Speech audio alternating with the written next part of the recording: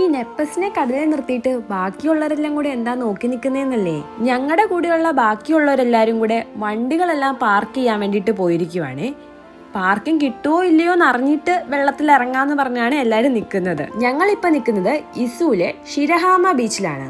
ഇവിടുത്തെ വെള്ളത്തിന്റെ കളറും മണലിന്റെ കളറും എല്ലാം പ്രത്യേകതയുള്ളതാണ്. കുറച്ചേരം ഈ കടലിന്റെ ഭംഗി ഇങ്ങനെ നോക്കി നിന്നപ്പോഴത്തേക്ക് വിഷ്ണു എവിടുന്നോ ഒരു ബോളും സംഘടിപ്പിച്ചുകൊണ്ട് വന്നേ.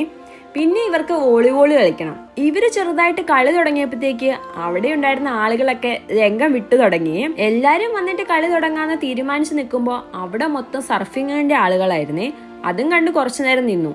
ഇതാ കടലിലിറങ്ങാൻ വന്നവരാ തിര കാണുമ്പോൾ ഓടുന്ന ഓട്ടം കണ്ടോ? അതിനിടയ്ക്ക് ഈ ചേച്ചി എന്താ ഇവിടെ വന്ന് എക്സസൈസ് ചെയ്യുന്നത്?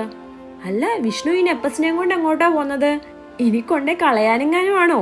എന്തെങ്കിലും ഉണ്ടെങ്കിൽ നമുക്ക് പറഞ്ഞു തീർത്താ പോരെ. അങ്ങനെ വിഷ്ണു ചേട്ടന്റെ സന്തോഷത്തിന് വേണ്ടി നെപ്പസ് ഒന്ന് കടലിൽ മുങ്ങി നനഞ്ഞു കൊടുത്തിട്ടുണ്ട്. അതിനിടയ്ക്ക് സാഹസികത കാണിക്കാൻ വിഷ്ണുവും മറന്നില്ല. ഒരു സൈഡിൽ ഇതൊക്കെ നടക്കുമ്പോൾ തിരയെണ്ണുന്ന ടീമിൽ ഞാനും ഉണ്ടായിരുന്നേ. അങ്ങനെ നീണ്ട കാത്തിരിപ്പിന് ശേഷം പാർക്കിങ്ങും കിട്ടി. പാർക്ക് ചെയ്തിട്ട് അവരെല്ലാം തിരിച്ചു വന്ന് ഇതാ കളിയും തുടങ്ങി. എന്നിട്ട് ഇവരുടെ കളിയൊന്നും കാണുന്നില്ലല്ലോ എന്ന് നിങ്ങൾ വിചാരിക്കേണ്ട. ഇവിടെ കള്ളക്കളി നടന്നേണ്ട തർക്കങ്ങളാണ് കൂടുതൽ നടക്കുന്നത്. അത് കഴിഞ്ഞിട്ടാണ് കളി. എന്തായാലും ഈ കുറച്ച് സമയം ഞങ്ങളുടെ ജീവിതത്തിലെ അടിപൊളി മെമ്മറീസ് ആയിരിക്കും.